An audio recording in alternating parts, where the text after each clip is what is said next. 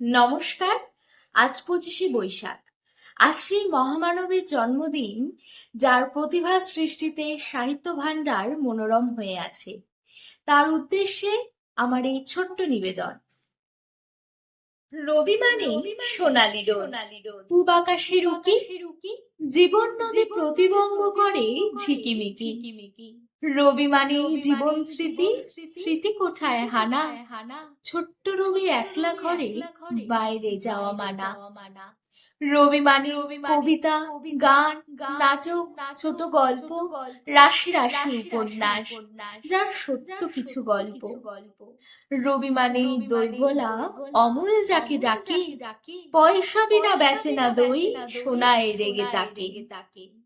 রবি মানে তোতা পাখি, আতা গাছে বসে অপেক্ষাতে থাকে কখন ঠাকুরদার বউ আসে।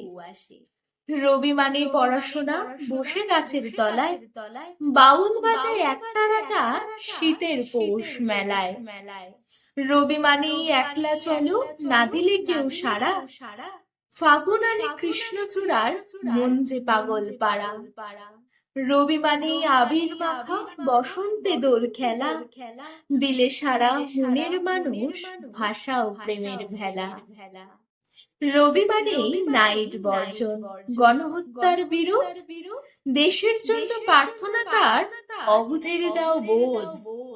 রবি মানেই নোবেল প্রাইজ, গীতাঞ্জলির তরে, অবোধ কি এর মূল্য বোঝে, করলো চুরি তারে।